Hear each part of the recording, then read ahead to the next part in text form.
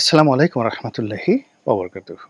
সম্মানিত দর্শক, আজকের এই ভিডিওটি মূলত বিএনপির মহাসচিব মির্জা ফখরুল সাহেবকে নিয়ে।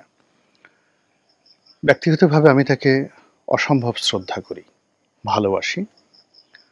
আমাদের মধ্যে নৈমিত্তিক কোনো যোগাযোগ নেই।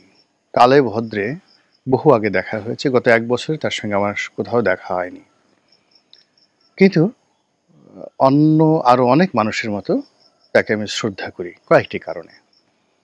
তিনি ভদ্র, তিনি মার্জিত, তিনি শিক্ষিত। সাহিত্য এবং সংস্কৃতিতে তার দক্ষতা রয়েছে এবং তিনি সাধারণত সীমা অতিক্রম করেন না এবং প্রাণান্ত চেষ্টা করেন সত্য কথাগুলো বলে যাওয়ার জন্য। অনেক কিছু হয়তো তিনি পারেন না, কিন্তু আমরা যারা বাইরে থেকে দেখি তাকে, তিনি যেগুলো পারেন না সেগুলো সম্পর্কে আমরা জানি না। এটা তার দলের আপনজন বা তার পরিবারের আপনজন সবাই জানেন। আগামীতে বিএনপি ক্ষমতায় আসবে কি আসবে না আমি বলতে পারবো না, আপনারাও বলতে পারবেন না। কিন্তু একজন মির্জা ফখরুল বিএনপির জন্য সুদীর্ঘকাল ধরে যে লড়াই করেছেন, সংগ্রাম করেছেন, আত্মত্যাগ করেছেন, জেল জুলুম খেটেছেন, এটি বাংলাদেশের রাজনীতিতে অনন্য এবং এটা একটা ধারাবাহিক। তিনি বেগম জিয়ার সঙ্গে এবং তারেক রহমান সাহেবের সঙ্গে যুগপৎ একটি সম্পর্ক রক্ষা করার চেষ্টা করেছেন। এটা এত সহজ বিষয় নয়। জনাব তারেক রহমান তার সন্তানের বয়সী, কিন্তু তাকে নেতা মেনে তার প্রতিটি বক্তব্য কন্টেইন করা, প্রতিটি বক্তব্যের সঙ্গে একমত পোষণ করা, তারপরে তার হুকুমগুলো তামিল করা সন্তানের বয়সী নেতার। আবার একই সঙ্গে রাজনীতি তিনি করেছেন বেগম জিয়ার সঙ্গে। ফলে এই পার্টির মধ্যে বেশিরভাগ লোক এই দুটো জেনারেশনকে একত্রে করতে পারেনি। যারা বেগম জিয়ার সঙ্গে রাজনীতি করেছেন প্রায় সবাই তারেক রহমানের চক্ষুশূল।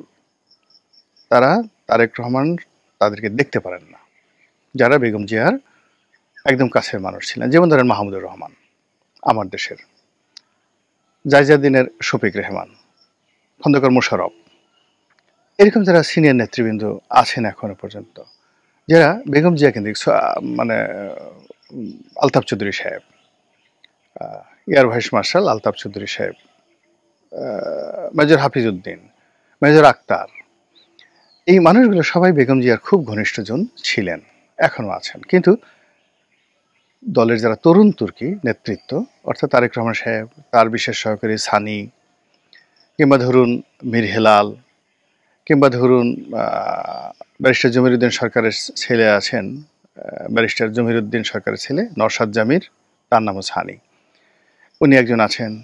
আর ওনার প্রিয় ধরেন বকুল সাহেব আছেন, সাখাওয়াত হোসেন বকুল না, ছাত্র বিষয়ক সম্পাদক। তো এইরকম জনাব তারেক রহমান সাহেবের যারা খুব ঘনিষ্ঠজন এই মুহূর্তে দলের মধ্যে আছেন, তাদের সঙ্গে আবার সিনিয়রদের সম্পর্ক ভালো নয়, কোন অবস্থাতেই ভালো না। তো এই যে দুটো জেনারেশন, বেগম জিয়ার জেনারেশন এবং তারেক জিয়ার জেনারেশন, এই দুটো জেনারেশনের মধ্যে মোটামুটি সমন্বয় করে সুদীর্ঘকাল ধরে যিনি টিকে আছেন তিনি মির্জা ফখরুল ইসলাম আলমগীর। এর বাইরে অন্য যারা আছেন সবার জীবনেই দুর্ভোগ এসেছে, দুর্দশা এসেছে। তো সেই মির্জা ফখরুল সাহেব আমার কাছে মনে হচ্ছে এখন ইতিহাসের সবচেয়ে ক্রান্তিকাল তিনি অতিক্রম করছেন। এবং এরকমই হয়, আপনি যখন সারা জীবন বৈঠা বাইবেন, তরি চালাবেন এবং একেবারে তীরে যখন আপনি পৌঁছে যাবেন, তখন আপনার তরিটা ডুবে যাবে, অথবা আপনি মরে যাবেন, অথবা যারা যাত্রী তারা আপনাকে গলা টিপে মারবে, অথবা আপনাকে দল থেকে বহিষ্কার করবে। অর্থাৎ এই যে আপনার নাবিকদের, যে তুমি গভীর সমুদ্রে ওই দিন চোখ বাঁকা করেছিলে, ওই দিন এই কাজ করেছিলে, তোমাকে আমরা চিনি, আজ আর তোমাকে রাখবো না, এরকম ঘটনাগুলো সাধারণত ঘটে। তো সেই দিক থেকে বিএনপির এখন যে সুসময় যাচ্ছে, সেই সুসময়ের মধ্যে আপনি চিন্তা করুন, চারিদিকে লুটপাট। এই যে লুটপাটের সঙ্গে একজন মির্জা ফখরুলের নাম আসছে বলেন তো? কিংবা যারা লুটপাট করছে এই ঢাকার শহরে শত শত কোটি টাকা যাদের বিরুদ্ধে প্রতিদিন আয় রোজগার করার অভিযোগ, তারা কি কেউ বলতে পারবেন যে মির্জা ফখরুলকে একটা ঘড়ি কিনে দিয়েছেন, একটা টিকিট কিনে দিয়েছেন, বা বাসায় 1 বস্তা টাকা দিয়ে আসছেন? এখন তো অনেক জায়গাতে টাকা এত কালেকশন হচ্ছে যেগুলো গণনা করার জন্য মেশিন পর্যন্ত দরকার হয়। তো যেটা বলছিলাম, মির্জা ফখরুল সাহেব এই মুহূর্তে ইংল্যান্ডে, আমি যখন ভিডিওটা করছি তিনি আমেরিকাতে আছেন।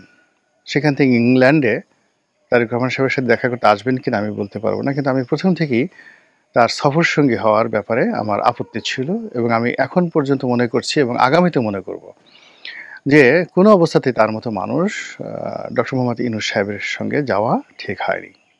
তিনি বাংলাদেশে থাকলে ভালো হতো। 2 নম্বর হলো যে তিনি যখন আমেরিকাতে ভ্রমণ করতে গেলেন, যে অপ্রীতিকর ঘটনাগুলো ঘটলো, এই অপ্রীতিকর ঘটনা দলকে বিব্রত করেছে। আমেরিকার যে সংগঠন, সেই সংগঠন যে একটা দুর্বল সংগঠন আছে সেটা আবার নতুন করে সামনে চলে এসেছে, এবং ওখানে বিএনপির কোনো নেতার বক্তব্য সামনে আসছে না। আক্তারের বক্তব্য আসছে, তাসমিন জারার বক্তব্য আসছে, জামাতের আমিরের বক্তব্য আসছে, কিন্তু ওখানে এমন কোনো ঘটনা ঘটছে যে ঘটনার কারণে মির্জা ফখরুল সাহেব তার সহজাত যেভাবে প্রেস অ্যান্ড মিডিয়াকে তিনি মোকাবেলা করেন, কথাবার্তা বলেন, তিনি সে কথাগুলো বলতে পারছেন না। ফলে সেই অবদমিত তার যে একটা অবস্থা, এখন পর্যন্ত এই 3 দিন হয়ে গেল তিনি আমেরিকাতে গেছেন, এখন পর্যন্ত তার কোনো বক্তব্য মিডিয়াতে আসেনি। কিন্তু তার সঙ্গে সঙ্গে যারা গেছেন সবাই কিন্তু ব্যাটিং করে যাচ্ছেন, একের পর এক ব্যাটিং করে যাচ্ছেন। আরেকটা বিষয় বলতে হয়, এই আমরা বাংলাদেশে কয়েকজন লোককে দেখি, তারেক রহমান সাহেবের পররাষ্ট্র বিষয়ক উপদেষ্টা, আরেকজন হল বাংলাদেশে ঘুরি, কে যেন নাম, বাংলাদেশে তারেক রহমান সাহেবের উপদেষ্টা। মানে অবাক একটা ব্যাপার হলো যে এই মানুষগুলো নিজেরা কতটুকু জানেন, আর জনাব তারেক রহমান সাহেবকে কতটুকু তিনরা উপদেশ দেন।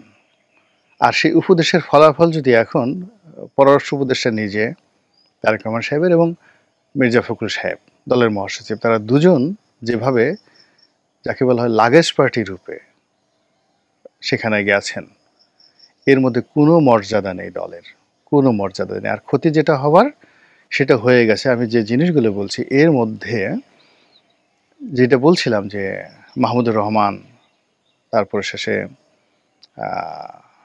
আব্দুল হাই শিকদার, অন্যান্য যে সমস্ত লোকজন যারা মিডিয়া রিলেটেড ছিলেন এবং প্রো বিএনপির ছিলেন, যে কোনো কারণে হোক না কেন তারা এখন বিএনপিকে প্রমোট করছেন না, কিন্তু তাদের হাতে ভালো ভালো পত্রিকা রয়েছে, মিডিয়া রয়েছে, এবং তারা যে ন্যারেটিভগুলো তৈরি করে দিচ্ছে, খুব কৌশলে যে ন্যারেটিভগুলো তৈরি করে দিচ্ছে, সেই ন্যারেটিভগুলো আলটিমেটলি জামাতের পক্ষে চলে যাচ্ছে, আওয়ামী লীগের পক্ষে চলে যাচ্ছে, বিএনপির বিপক্ষে চলে যাচ্ছে। এবং মিডিয়াতে তারা, মিডিয়া যদি তাদের টিকিয়ে রাখতে হয়, এর বাইরে যাওয়ার কোনো সামর্থ্য তাদের নেই।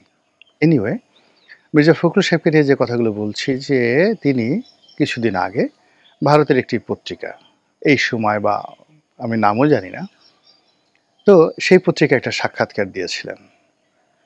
তার সাক্ষাৎকারের যে বক্তব্যগুলো, তিনি যেটা বলেছেন, আমি দৃঢ়তার সাথে বলতে চাই যে তিনি পারফেক্টলি বলেছেন,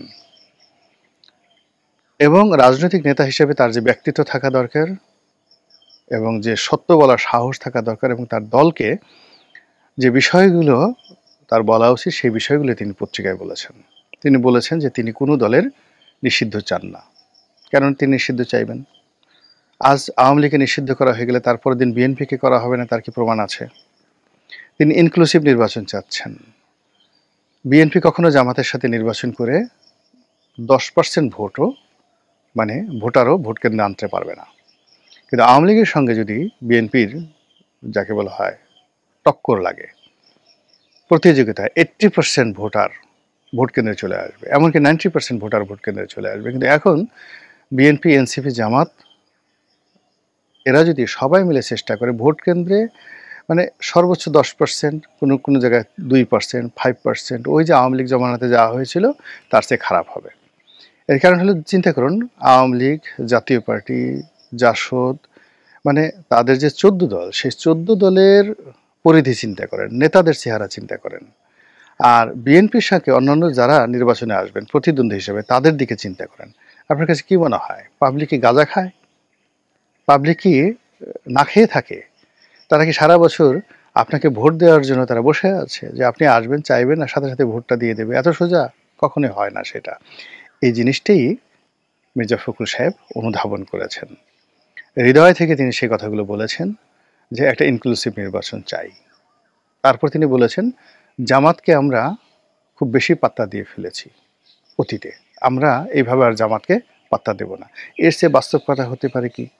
বিএনপির প্রতিটি লোক এই কথা অন্তরের অন্তঃস্থল থেকে বিশ্বাস করে যে জামাতকে অতিরিক্ত পাত্তা দেওয়া হয়েছে, সেই পাত্তা পেয়ে জামাত আজকে যে শক্তি অর্জন করেছে সেটা জামাতের জন্য ভালো হতে পারে, কিন্তু বিএনপির জন্য এটা ফ্রাঙ্ক আইনস্টাইনের দানব হয়ে গেছে।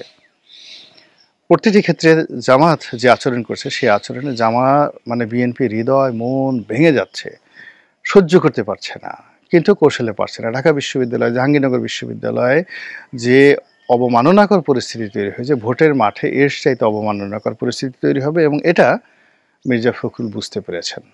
বুঝতে পারার কারণে তিনি বলেছেন যে আমরা এই কাজ আর করব না। থার্ডলি তিনি বলেছেন যে এনসিপিকে আমরা কোনো রাজনৈতিক শক্তি মনে করি না। এর চেয়ে সত্য কথা কি হতে পারে বলেন তো? এনসিপিকে রাজনৈতিক শক্তি কে মনে করে? ডক্টর ইউনূস ছাড়া, আসিফ নজরুল ছাড়া। আসিফ নজরুল সেটা মুখে বলে, কিন্তু আপনি তাকে একান্তে জিজ্ঞাসা করেন, তিনি বলবেন না, কখনোই বলবেন না। তো এই যে অবস্থা, সেই যে তার যে একটা সাক্ষাৎকারটি, যেটি হতেই পারতো একটা চৌম্বক সাক্ষাৎকার, এবং যেটা বাংলাদেশের সব পত্রপত্রিকা যেটার প্রশংসা করা উচিত ছিল, সামাজিক মাধ্যম দল যেটাকে ওন করা উচিত ছিল, কিন্তু সেটা না করে দেখা গেল যে এরকম একটা ভাইব তৈরি করা হয়েছে। সেই ভাইবের ফলে এখন মির্জা ফখরুল সাহেব বলার চেষ্টা করছেন যে এই ধরনের কোনো কথা তিনি বলেননি, এআই দিয়ে তৈরি করা হয়েছে। হোয়াট এভার মেবি, উনি ভদ্রলোক মানুষ, ওনার বিরোধিতা করি না, কিন্তু আমি শুধুমাত্র বলি যদি এআই দিয়েও তৈরি করা হয়ে থাকে, আমি যেহেতু বিএনপির একজন সংসদ সদস্য প্রার্থী ছিলাম, ইলেকশন করেছি, এবং এই বিএনপির জন্য আমার যে স্যাক্রিফাইস, আমার জীবন তছনছ হয়ে গেছে। কাজেই আমি বিএনপিকে নিয়ে কথা বলতে পারি, আমার সে অধিকার আছে। আমার বাড়ি ভেঙে দেওয়া হয়েছে, আমার গাড়ি ভেঙে দেওয়া হয়েছে, আমার শিল্প কলকারখানা বন্ধ করে দেওয়া হয়েছে, মামলা মোকদ্দমা দিয়ে আমার জীবন তছনছ করে দেওয়া হয়েছে। এমনকি আওয়ামী লীগ জামাত আমার ব্যক্তিগত পারিবারিক জীবন যাতে নষ্ট হয়ে যায় সেই চেষ্টাও করা হয়েছে। কাজেই সেই বিএনপির নিয়ে আমি কেন কথা বলবো না? বিএনপির সফলতা মানে আমার সফলতা, বিএনপির ব্যর্থতা মানে আমার ব্যর্থতা। একটা বোঝার চেষ্টা করুন যে আমি একটা কুল ছেড়ে আসছি, আমি ইচ্ছা করলে সেই কুলে আর যেতে পারবো না। তো কাজেই এই কথাগুলো বিএনপি আমাকে কি মূল্যায়ন করুক বা না করুক, ডাজ নট ম্যাটার, কিন্তু আমাকে বিএনপির ভালোর জন্য এই কথাগুলো বলতে হবে। আমি মনে করি মির্জা ফখরুল সাহেব যে কথাগুলো বলেছেন সঠিক বলেছেন। এখন তিনি ওই আমেরিকা থেকে বলার চেষ্টা করছেন যে তিনি এ ধরনের কোনো কথাবার্তা বলেননি।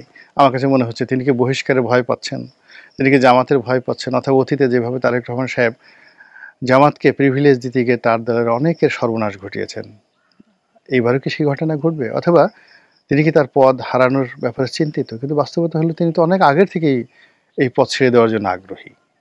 এই পদ তো তাকে কখনো আকৃষ্ট করেনি, তিনি বরং অসুস্থ। তো সেই দিক থেকে আমি মনে করি তিনি যে কথাগুলো বলেছেন সেটা খুব স্ট্যান্ড নিয়ে, শক্তিমত্তা নিয়ে তার সেই বক্তব্যের উপর অবিচল থাকাটাই আমার কাছে মনে হচ্ছে যুক্তিযুক্ত। মহান আল্লাহ আমাদের সবাইকে হেদায়েত দান করুন।